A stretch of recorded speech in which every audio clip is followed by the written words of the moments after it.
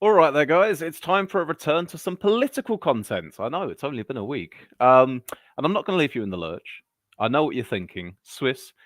Is this not the comfiest item of clothing we've ever seen you wear? And yes, it is, courtesy of Primark, not a sponsor of the channel. This, I don't know what they call it. Is it a snuggie, a hoodie, a snuggie? Definitely not a snooky. That's a blast from the past. Anyway, we're going to take a little look at two things today. First of all, we're going to have a look at how council by-elections have fared since the general election, and then we're going to have a look at the good old opinion polls as well, and see what we can figure out. What information can we extract from this about the state of things since the general election, and perhaps the public's attitude towards the main parties. So here, courtesy of good old Election Maps UK, friend of the channel, aggregate results for the 92 council by-elections for 94 seats since the 2024 general election. And here we have a lovely graphic illustrating it. So of 51 Labour defences, you can see that their numbers have actually whittled down to 34, picked up a couple, but mainly losses, and mainly losses to the Conservatives, with a little bit to Independents, Greens, Lib Dems, etc. Tories have picked up quite nicely. Lib Dems are about on par with where they were before. In fact, really, the only things worth saying about this, I suppose, is that it's been a reversal. I think I'd have to go back and look at the state of council by-elections prior to the general election to be absolutely certain. But certainly, I feel in my bones the mood music for the past year or two was the Tories losing an awful lot of council elections, and this infographic we see here was basically flipped way back when, where it would be blue bleeding away into red, and now we've kind of got it the opposite way around. It's red bleeding away into blue. Is it a factor of the Labour Party being in government now, even though they've not been in for that long, that people are going, "Oh, right, okay, they're the government now, right? I can vote Tory again. I couldn't vote Tory before, but I can now because I'm no longer tacitly endorsing the government, so I'll go for that." Or maybe sort of unease and unhappiness with Labour is already starting to filter through into council by-election results. Now, of course, local matters, local issues, there'll be elements of that at play as well. So take everything with a very broad stroke brush here. But in a nutshell, what can we say? Well, the main party of opposition is doing what the main party of opposition is supposed to be doing, which is gaining. The government is losing, which tends to be what happens as well. I guess notably, actually, because we're going to look at opinion polls very shortly. Reform have gained a single councillor, which is something. I think their overall number is pretty low, but based on where they are in the polling, at least, I feel that they're doing a lot better polling-wise relative to near enough everyone else. It doesn't quite seem to be translating into council by-election wins here. All right, so that's part one.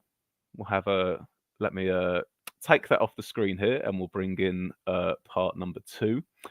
James Fielding says, "Evening, Captain." Aviable says, "Evening, handsome." Well. Whew. Handsome Captain, I'll take that. So the next thing that I want to show you guys is the good old Wikipedia opinion poll of polls. Can we make this any bigger to look at? Oh, yes. Look, there we are. So this is the polling since the general election. Pretty self-explanatory, I'd say. Labour, big dip down. Tories, slight curve up. Reform, a fair curve up as well. Lib Dems, Greens, steady, roundabouts where they were before.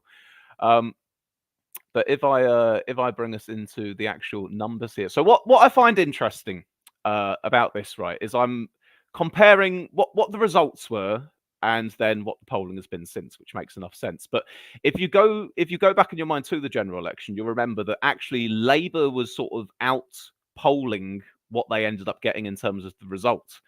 And this is reflected quite nicely here, I think, where you have July, 4th of July. What are the results? Labour gets about 33, 34% of the vote nationally. First few polls, first couple of polls immediately afterwards, it's a fair bit higher, but that is just a single pollster, we think. But beyond that, the next batch of polls has Labour more or less roughly in line with where they got in the national result. So you can say that Labour gets into office. What do the polls say for the immediate period afterwards? They're either doing a little bit better or about on par with where they got in the national result. That's our baseline there.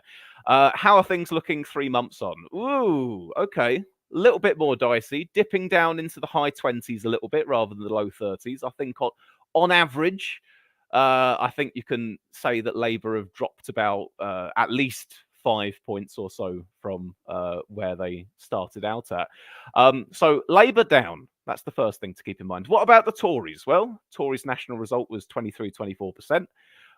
What was the polling in the immediate aftermath of the election? Not that far away from that benchmark, low 20s. And we've had a little bit of variation here and there, but whereabouts do they seem to be sort of comfortably nestling right now?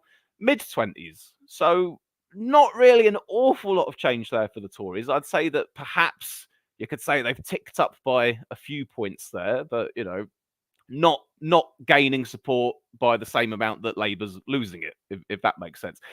I think the really interesting story here is Reform, though. Reform, what do they get in the general election? 14% of the vote share. And the polling in the immediate aftermath, a fair bit higher than 14%. The recent string of polls we've had over the last couple of months, they're right on the cusp there of about 20% or so, give or take a bit. They seem to be the only ones who are outperforming their general election result and the polling immediately after the election, sort of solidly. They're most certainly polling better than what the general election result was by at least 5 or so points. They're even polling better than what their immediate aftermath of the election was as well by a handful of points as well. So if we're looking for sort of like the big headline takeaways of this right now, Labour, they are down pretty clearly since the election. Tories, up slightly. Reform, yes, they're up as well. And again, have a quick little look here if you like, and that will sort of paint the picture for you. Now, it seems more recently that the upswing in support for Reform has leveled off a little bit, whereas the Tories are still in the midst of a rise there. Tories, of course, still don't have a new permanent leader yet. It will be either Robert Jenrick or Kemi Badenoch, but we're not quite there yet. So whether that ultimately ends up affecting things, whether the Labour budget ends up affecting things, we could see a bit of a shift in the next month or two. As for the Lib Dems and the Greens, by and large, holding steady. They're not. Maybe the Greens, ever so slightly outperforming what their result was in the polls. There, you could say that for the Lib Dems as well, but they're within a couple points of where they've been pretty much the whole time. So there's not too much to report on there. Frank says, "Are we covering the American people tonight?" Not tonight, I'm afraid, Frank. For one thing, I need to read up more on what's happening with the Americans. I've heard that it's tightening in some of the swing states. That before it was looking a bit better for Kamala, now actually it seems to be bouncing back towards Trump a little bit. I read something, I think it was this morning, that Trump is apparently doing better amongst the switchers. Now, this isn't undecided voters who go one way or another. This is switchers. This is people who voted Democrat in 2020 and now they're going to vote Republican, or Republican in 2020 and now they're going to vote Democrat. Apparently, there are more switchers going from Biden to Trump than there are going from Trump to Kamala Harris. That's just something that I've gleaned from that. But that's about all I've got to share with you on the American front for the time being. And Psychoben says, how many percentage points does Sir Gapes of Ilford Milkman Party have? 6.9420. There you are, Ben. I hope that made you happy. All right then, guys. So that's just a quick little update on the state of things since the general election. By and large, I've used that phrase a couple of times now. Labour, Tories, Reform, Greens and Lib Dems, SNP. Oh no, SNP. Okay, no. In fairness, have we got anything on the regions before I go? The regions. Oh dear, they won't appreciate me saying that. On the other countries that make up the United Kingdom. Scotland. Okay, what do we have on Scotland? Labour down on the results, kind of about where they are with Poland. It doesn't seem like there's a lot to report on in terms of radical changes here, really. Again, though, reform polling about 5 points better than they got. Although that tends to be what we see quite a lot. Actually, reform tend to poll an awful lot better than they actually end up doing.